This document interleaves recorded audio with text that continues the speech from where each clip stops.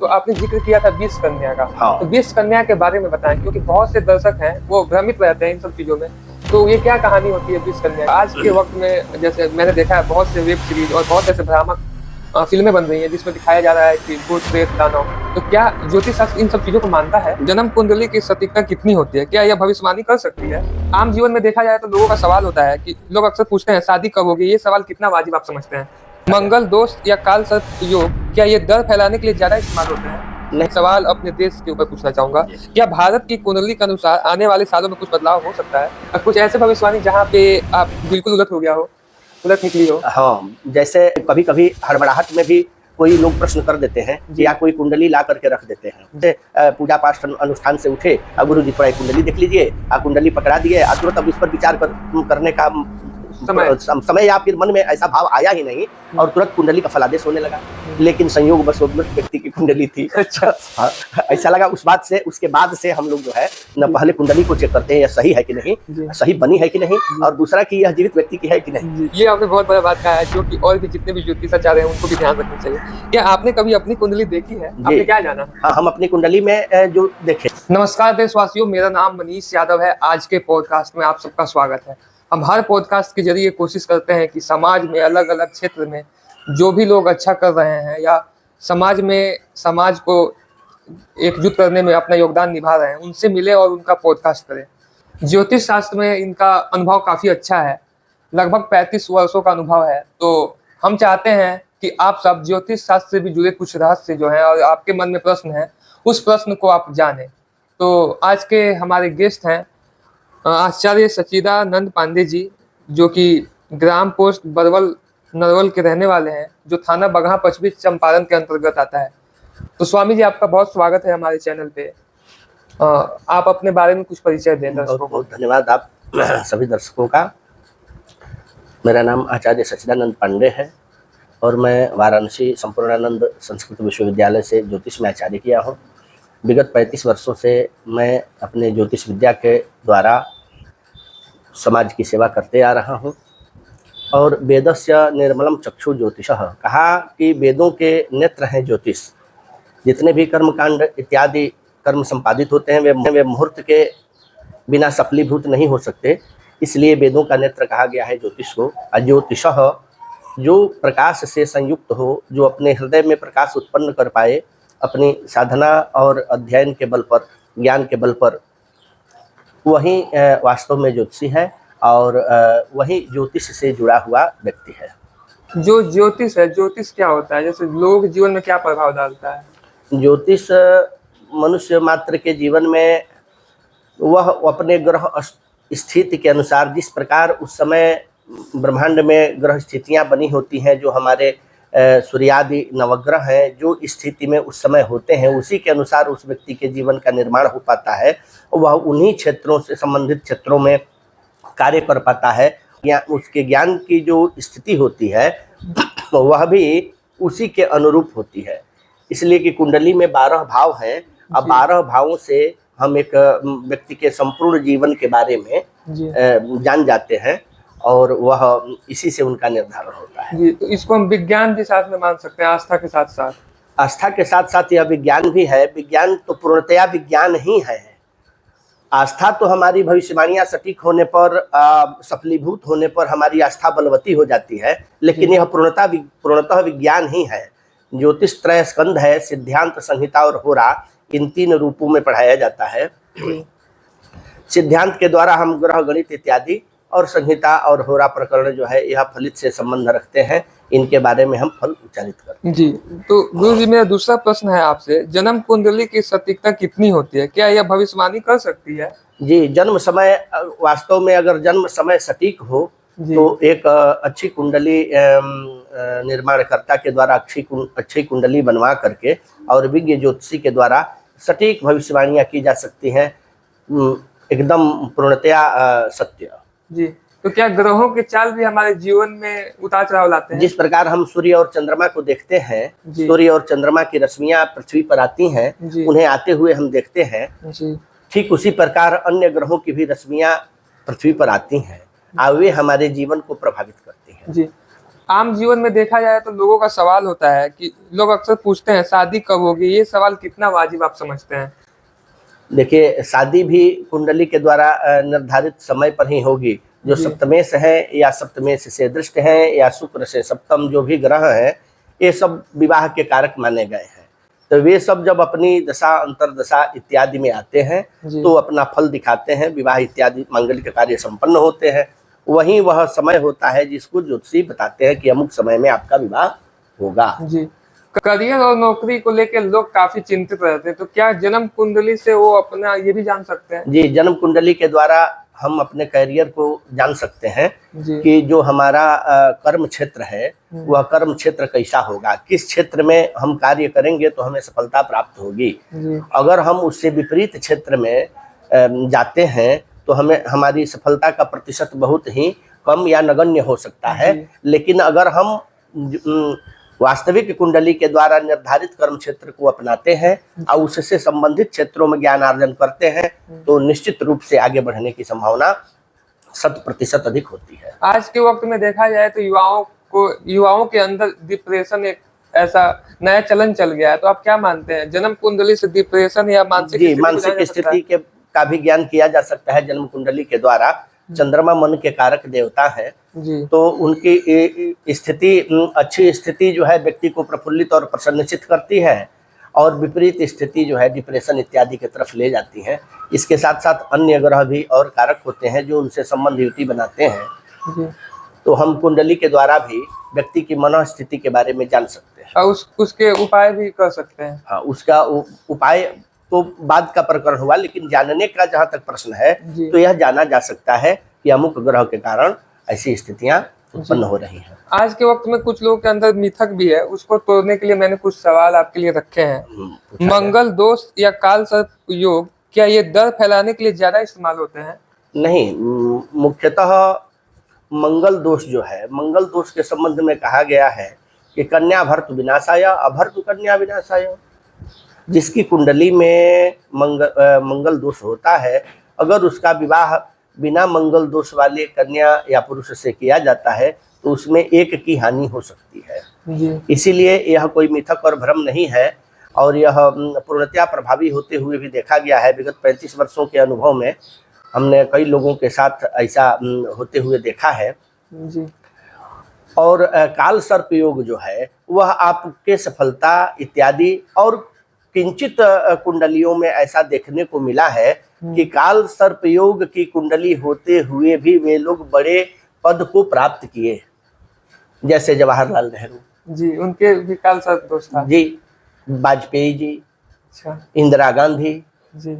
तो राजीव गांधी, ऐसे लोग भी काल सर्प, अमिताभ बच्चन, अच्छा। इन सभी की कुंडलियों में काल सर्प योग है। जी। लेकिन इसके बावजूद भी ये सफलता को प्राप्त किए। तो काल सर्प योग सिर्फ हानि ही नहीं पहुंचाता, वह सफलता का कारक भी बनता है। जी।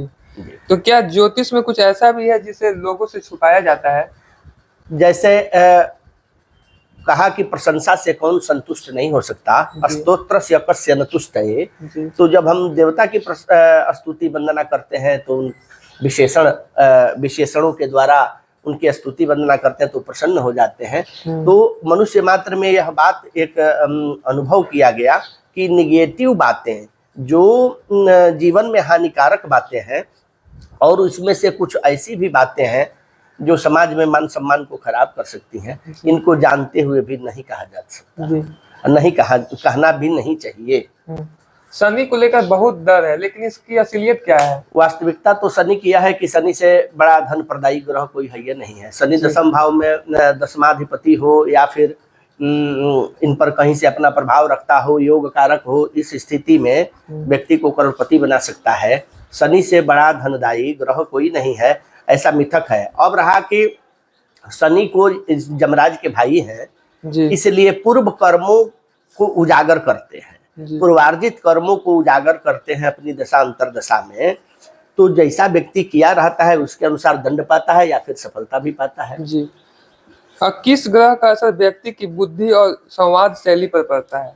बुध का सबसे ज्यादा प्रभाव व्यक्ति की संवाद शैली और वाणी की अस्पष्टता, इस पर बुध का सबसे ज्यादा प्रभाव माना गया है। वैसे वाणी के कारक बृहस्पति भी हैं, अन्य ग्रह भी इसके कारक होते हैं, लेकिन बुध सबसे अधिक प्रभावी ग्रह है। जी, बृहस्पति की कुंडली में मजबूत स्थिति का क्या महत्व है? व्यक्ति की कुंडली में अगर बृहस्पति मजबूत स्थिति में हो, अच्छी स्थिति में हो, मित्र हो, कुंडली का मित्र हो, जातक का लग्नेश, भाग्येश या दशमेश इसमें से भी अगर कोई ग्रह हो तो वह सफलता की ऊंचाइयों का स्पर्श करा सकता है। अगर वह अशुभ भावों का अधिपति होकर के मजबूत हो तो मार भी सकता है। जी, और राहु केतु को आप क्या मानते हैं? जन्म कुंडली में उनका भी कुछ प्रभाव होता है? राहु केतु का जन्म कुंडली में भी प्रभाव स्पष्ट रूप से देखा जा रहा है, और यह काल सर्प योग जो है वह राहु और केतु के कारण ही बनता है। जी, तो राहु और केतु छाया ग्रह होते हुए भी वक्र गति से हमेशा उल्टे चलते हैं और तत्क्षण प्रभाव देने में सक्षम होते हैं। कुंडली में ग्रहों की दशा और महादशा कैसे जीवन को प्रभावित करती है? जब जो ग्रह योग कारक होते हैं या जो ग्रह हमारे लिए शुभ या सुफल प्रदाता होते हैं, वे जब अपनी दशा और अंतर दशा में आते हैं तो अपना ज्यादा से ज्यादा प्रभाव दिखाते हैं। किंतु एक बात यहाँ ये भी है कि मान लिया जाए कि किसी व्यक्ति की कुंडली में सूर्य भाग्येश है और सूर्य की दशा और उसका जन्म हो गया है बृहस्पति की दशा में, तो सूर्य की दशा आते आते 80-85 साल का हो जाएगा। ठीक है ना? तो इस तरह हो सकता है कि उसके जीवन में सूर्य की दशा आएगी ही नहीं। जी, है अंतिम नहीं, अंतिमवी दशा हो जी, तो उस परिस्थिति में उसका फल कैसे मिलेगा? तो वह अपने मित्र ग्रह, जो उसका मित्र ग्रह होगा, उसकी अंतरदशा में जब वो आएगा तो अपना फल दिखाएगा। जी, तो इसी से जुड़ा एक मैं सवाल पूछना चाहूंगा, आपने अपने करियर में सबसे हैरान करने वाली भविष्यवाणी कौन सी की है? हमने भविष्यवाणी की है, गुजरात प्रांत की रहने वाली एक रजनी शुक्ला है जी, जिनको गुजरात के तमाम विद्वानों ने कुंडली देख करके यह कह दिया था कि आपको पुत्र संतान की प्राप्ति नहीं होगी। जी, संयोगवश वह कुंडली हमको भी देखने के लिए मिली। जी, तो उसमें शनि पंचम भाव में बैठा था, तो शनि को मूल रूप से हम लोग वृद्ध ग्रह मानते हैं। जी, तो ऐसा शास्त्रोक्त वचन है कि शनि थोड़ा विलंब से संतान सुख प्रदान करता है। जी, बाकी अन्य ग्रहों की भौमादि ग्रहों की दृष्टियां भी वहां पर थीं, तो थोड़ा विलंब से योग बना, लेकिन उन्हें पुत्र संतान की प्राप्ति हुई। ये हमारी भविष्यवाणी वहां सफल हुई। जी, कुछ ऐसे भविष्यवाणी जहाँ पे आप बिल्कुल उलट हो गया हो, उलट निकली हो? हाँ, जैसे देखिए कभी कभी हड़बड़ाहट में भी कोई लोग प्रश्न कर देते हैं या कोई कुंडली ला करके रख देते हैं। जी, तो ज्योतिष में ऐसा सूत्र है कि सिखाया जाता है कि पहले आपको कुंडली को चेक करना है कि यह जीवित व्यक्ति की है कि नहीं, जी, मृत व्यक्ति की है कि नहीं। और उन परिस्थितियों में कभी कभी ऐसा भी हो जाता है कि जैसे पूजा पाठ अनुष्ठान से उठे, अब गुरु जी थोड़ा एक कुंडली देख लीजिए, कुंडली पकड़ा दिए, तुरंत अब इस पर विचार करने का समय या फिर मन में ऐसा भाव आया ही नहीं और तुरंत कुंडली का फलादेश होने लगा। लेकिन संयोग बस वो मृत व्यक्ति की कुंडली थी। अच्छा, ऐसा लगा। उसके बाद से हम लोग जो है न पहले कुंडली को चेक करते हैं यह सही है कि नहीं, सही बनी है कि नहीं, और दूसरा कि यह जीवित व्यक्ति की है कि नहीं। जी, ये आपने बहुत बड़ा बात कहा है, जो कि और भी जितने भी ज्योतिषाचार्य हैं उनको भी ध्यान रखनी चाहिए। क्या आपने कभी अपनी कुंडली देखी है? आपने क्या जाना? हाँ, हम अपनी कुंडली में जो देखे तो अपनी कुंडली के अनुसार अब समय आ रहा है, जो हमारा शुक्र मालव्य योग दशम भाव में बैठ करके बनाया है और शुक्र की महादशा अब आ रही है। तो इसमें ग्रंथकर्ता इत्यादि योग बनेंगे, जिसका मटेरियल मैं पहले से जुटा करके और रख लिया हूँ। और इसके बाद शुक्र की महादशा में मैं कई ग्रंथों का लेखन भी करूंगा जो समय से प्रकाशित भी होंगे और आप सभी विज्ञजनों के सम्मुख पहुंचेंगे। जी, मैं भी पहुंचाने का पूरा प्रयास करूंगा अपने जरिए। अब बहुत लोग बोलते हैं कि ज्योतिष से हम अपने भविष्य की झलक देख सकते हैं, तो उसमें मैं एक सवाल अपने देश के ऊपर पूछना चाहूंगा। क्या भारत की कुंडली के अनुसार आने वाले सालों में कुछ बदलाव हो सकता है? भारत की ये कुंडली ही इतनी भारत की कुंडली का अध्ययन करने पर देखिए उस समय का जो चयन किया गया वह सहसा विदधित न क्रियाम वाली स्थिति रही, हड़बड़ाहट में। लेकिन जो होना था वो प्रकृति नियति को होना मंजूर हुआ, लेकिन वैश्विक स्तर पर मैं भविष्यवाणी करूंगा जिसमें भारत भी शामिल रहेगा। वर्तमान परिस्थितियां कुछ ऐसी बनती जा रही हैं, अभी जो सड़ग्रही योग बने हुए थे, यह विश्व के लिए एक खतरनाक समय था, जिसमें बहुत जनधन की हानि होने की प्रबल संभावना थी, और उसका परिणाम हुआ भी कि थाईलैंड इत्यादि और देशों में भूकंप इत्यादि से भयंकर उत्पात की स्थिति बनी जी। लेकिन आने वाले समय में भी यह संकेत मिलता जा रहा है कि विगत 4-5 वर्षों में ऐसी ऐसी ग्रह स्थितियां बनती हुई दिखाई दे रही हैं, जिनसे कुछ व्यापक रूप से विनाश की संभावना प्रतीत हो रही है, जिससे वैश्विक स्तर पर कुछ ऐसा विनाश होगा जिससे भारत भी अछूता नहीं रहेगा। जी, तो इसमें जैसे कि आपने बताया प्राकृतिक आपदाओं या महामारी का अनुमान भी लगाया जी जी जी, प्राकृतिक आपदाओं का बिल्कुल अनुमान, और महामारी इत्यादि जैसे भयंकर रोग हैं जिसे व्यापक रूप से जनमान की क्षति होती है, जान माल की, तो इनके बारे में भी हम पूर्व से ग्रहों की दशा और उनकी स्थिति परिस्थिति के अनुसार जान सकते हैं। ग्रहण योग क्या होता है? ये शुभ होता है या अशुभ होता है? नहीं, ग्रहण योग तो कभी नामे जब ग्रहण है तो नामानुसार वो अपना फल देता है, तो ग्रहण योग है, तो शुभ तो नहीं होता, लेकिन किंचित जगहों पर ऐसा देखा गया है जी कि ग्रहण योग भी कहीं कहीं शुभ फल देते हुए प्रतीत होते हैं जी। अभी चंद्रमा और राहु का एक साथ होना, बृहस्पति और राहु का एक साथ होना, ये सब ये चंडाल योग, एक ग्रहण योग बनाते हैं। तो ये तो ग्रहण योग बनाते हैं, लेकिन अगर इन पर बहुत से शुभ ग्रहों की दृष्टि हो तो ये अपना प्रभाव नहीं दिखा पाते और वहां से उस भाव से स्थित शुभ फल की प्राप्ति, ऐसा हमने अनुभव में देखा है जी। ग्रहों के परिवर्तन का तत्काल प्रभाव किन जीवन क्षेत्रों पर पड़ता है? ग्रहों के परिवर्तन का तत्काल सभी के अवस्था के अनुसार फल होता है जी।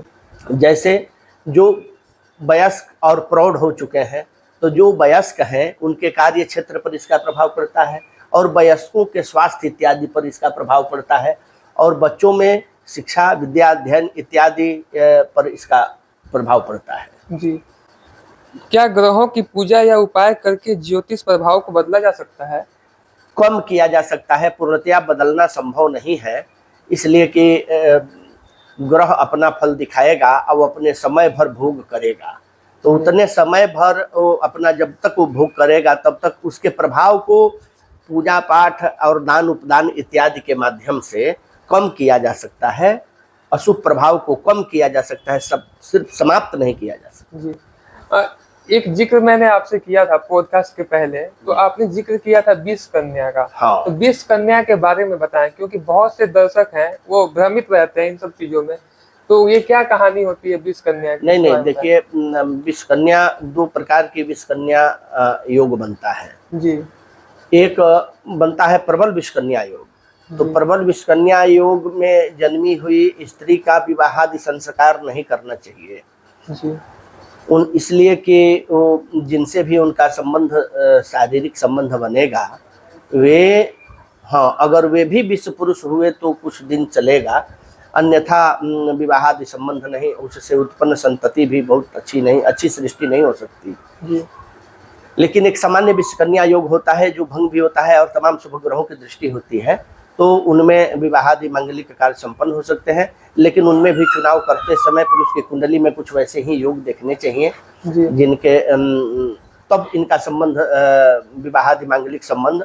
और एक मानव द्वारा निर्मित विषकन्याएं भी होती हैं, जिनको मनुष्यों के द्वारा, पहले इतिहास में आप पढ़ेंगे कि राजा महाराजा छोटी बाल्यावस्था से ही कन्या को ले जाकर और उनको धीरे धीरे कुछ जहर की मात्रा देते उनको उस योग्य बना देते थे, जिससे उनका संपूर्ण शरीर विषों से व्याप्त हो जाता था, अभी विष कन्या बन जाती थी। तो लेकिन जो प्राकृतिक रूप से निर्मित विष कन्या योग है, वह उनकी बॉडी ही विष बनाती है अपने अंदर। तो इसमें कौन सा ग्रह सबसे बड़ा कारक हो जाता है? देखिए, विष योग के संबंध में कहेंगे तो शनि और चंद्रमा इसके विशेष कारक हैं, इसलिए कि शनि और चंद्रमा से ही विष योग का निर्माण होता है, तो शनि चंद्रमा इसके विशेष कारक माने गए। तो क्या ऐसे भी केस आपके पास आए हैं कुंडली के रूप में या शादी कराने को लेके, कुछ बताएं अगर ऐसा हुआ हो तो? जी, ऐसा कई बार ऐसा हुआ है, लेकिन वहाँ चूँकि कलयुग में व्यक्ति का जो आचरण है वह अपने मनोनुकूल हो गया है। जी तो ये मनमुखी ज्ञान जो जिसको कहते हैं, जी तो उस पर आदमी ज़्यादा जोर नहीं देता है, लेकिन संकेत मात्र कर देता है, बता देता है, जी जिससे ये सब हो जाते हैं। जी। तो क्या आपसे मैं एक प्रश्न पूछना चाहूँगा, आज के वक्त में जैसे मैंने देखा है बहुत से वेब सीरीज और बहुत से ऐसे भ्रामक फिल्में बन रही हैं जिसमें दिखाया जा रहा है कि भूत प्रेत दानव, तो क्या ज्योतिष शास्त्र इन सब चीजों को मानता है? जी, सूक्ष्म जगत की अवधारणा जो है जी इसलिए कि हम लोग ग्रहों की भी सूक्ष्म रश्मियों का ही अध्ययन करते हैं, इसीलिए सूक्ष्म जगत की भी अवधारणा है। जैसे हमारा एक स्थूल शरीर है, इसके भीतर एक परमार्थिक शरीर है, लेकिन उसके भीतर भी एक सूक्ष्म शरीर है, ठीक है ना। जी तो जो सूक्ष्म शरीर है, तो आत्मा का विनाश नहीं होता, और जिनकी गति नहीं होती, आत्मा इसी भूमंडल पे, इसी वायुमंडल में स्थित रहती हैं, तो जैसी उनकी पूर्व की मन स्थिति रहती है उसी के अनुसार आचरण करती हैं। तो पितृदोष इत्यादि जो है ज्योतिष में जो बताए जाते हैं वह सब इन्हीं के उदाहरण है। ये सूक्ष्म जगत प्रभावी है और यह व्यक्ति के जीवन को प्रभावित करता है। जी। तो आपको ज्योतिष शास्त्र में क्यों रुचि हुई, कुछ अपने आप बारे में? ये ज्योतिष शास्त्र सब शास्त्र शिरोमणि बिना भाग्य नहीं होता है, इसके संबंध में यह उक्ति है। तो चूंकि हमारे पिताजी और हमारे नाना जी दोनों लोग ज्योतिषाचार्य थे, तो यह एक विरासत के रूप में प्राप्त, स्वाभाविक रूप से विरासत में प्राप्त परंपरा है, और हमारे भाग्य में भी ज्योतिष था। इसलिए शुक्र मालव्य जो योग बना रहे हैं, तो उसमें ज्योतिष के कारक माने गए हैं शुक्र। तो वहीं शुक्र हमको, हमारे भाग्य में ज्योतिष विद्या भी थी और जानकार भी सन्निकट उपलब्ध थे, तो अतएव ज्ञान अभिवर्धन होने लगा और इसमें रुचि होने के कारण। जी। तो आज के वक्त में जो युवा ज्योतिषाचार्य बनना चाहते हो, तो उनको कैसे शुरुआत करनी चाहिए? हम लोग तो गुरुकुल परंपरा से पढ़े हुए व्यक्ति हैं, लेकिन आजकल ऐसी सुविधाएं उत्पन्न है कि ऑनलाइन भी बहुत से पाठ्यक्रम चल रहे हैं, और बहुत से विज्ञ ज्योतिषाचार्य विद्वान जो हैं वे ऑनलाइन पाठ्यक्रम चला रहे हैं। तो उससे पढ़ करके, और आप सबसे इम्पोर्टेंट बात है कि इसमें हम पढ़ें और सूत्रों को याद करें, याद करने के बाद थोड़ा भगवती के प्रति आस्थावान हो, और ज्योतिष यानी हम अपने हृदय में प्रकाश उत्पन्न करने की व्यवस्था करें, जिससे नित्य हम पूजा पाठ इत्यादि करके और थोड़ा मेडिटेशन ध्यान करके और अपने आप को उस योग्य बनाए कि हम इस विद्या को धारण कर पाएं। ऐसा अगर वे अपने जीवन में करते हैं तो कोई भी व्यक्ति ज्योतिष पढ़ सकता है, सीख सकता है। और यह अर्थकरी विद्या कही गई है जो धनोपार्जन में सहायक बनती है।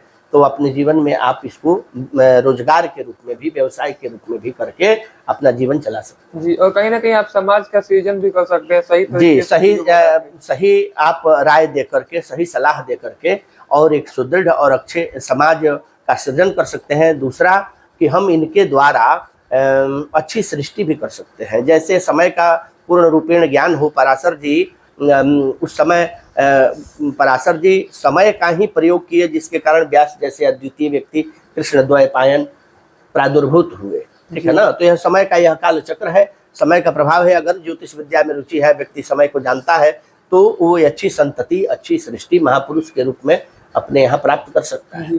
आज के वक्त में देखा जाए तो जब से ये मोबाइल या तमाम चीजें आई हैं, उससे कहीं ना कहीं जीवन शैली पे प्रभाव पड़ा है, बहुत ही अधिक प्रभाव पड़ा है। तो क्या आप कहना चाहेंगे? हम इस पर कहना चाहेंगे कि एक तरह से तो यह हमारा मित्र भी हो गया है जी। मोबाइल के बिना काम भी नहीं चलता, लेकिन इसका अत्यधिक सेवन जो है हमारी जो याद करने की क्षमता है इसको प्रभावित कर रहा है। यानी जो हमारा मस्तिष्क नित्य प्रति बढ़ता जाता था, जिसमें विस्तार प्राप्त करने की जो क्षमता थी उसका ह्रास हो रहा है। प्लानिंग बनाने की क्षमता का ह्रास हो रहा है। जैसे मोबाइल नहीं होने के कारण हम पत्र व्यवहार करते थे, तो 1 महीना पहले की बात आज सोच लेते थे, सोच कर लिख लेते थे। वो ये बातें सब छूटती जा रही हैं, और जो हमारे याद करना होता था, जिन्हें हम याद रखते थे, उनको अब हमारा मोबाइल याद रख रहा है। हम अब इसके सहारे होते जा रहे हैं, धीरे धीरे हम इसके आश्रित होते जा रहे हैं, और हमारा ब्रेन जो है संकुचित होता जा रहा है, ये बढ़ नहीं रहा है। जी। तो आप क्या संदेश देना चाहेंगे इस पॉडकास्ट के माध्यम हम से? इसके माध्यम से यही संदेश देना चाहेंगे कि आने वाली जो युवा पीढ़ी है, जिसमें नौजवान लोग हैं, वे लोग 24 घंटे में 1 से 2 घंटा अपने लिए निकालें। सुबह उठें, प्रातः काल में भ्रमण करें, सूर्योदय से पूर्व स्नान की व्यवस्था करें, थोड़ा एक्सरसाइज व्यायाम करें और इन 2 से 2-3 घंटों तक ऐसा करें कि दिन में भी हम 2-3 घंटों तक मोबाइल से दूर रहेंगे। तो इस तरह आप रेडिएशन से बचेंगे और ध्यान प्राणायाम के द्वारा आपका मस्तिष्क विकसित होगा। इसमें नए नए विचारों की क्रांति होगी, जिससे आपका जीवन अत्यंत ही शोभनीय और प्रभावकारी हो जाएगा। जी, तो जो भी दर्शक गुरुजी से अगर संपर्क करना चाहेंगे तो मैं इनके डिटेल्स डिस्क्रिप्शन बॉक्स में दे दूंगा, आप सब वहां पे चेक कर सकते हैं।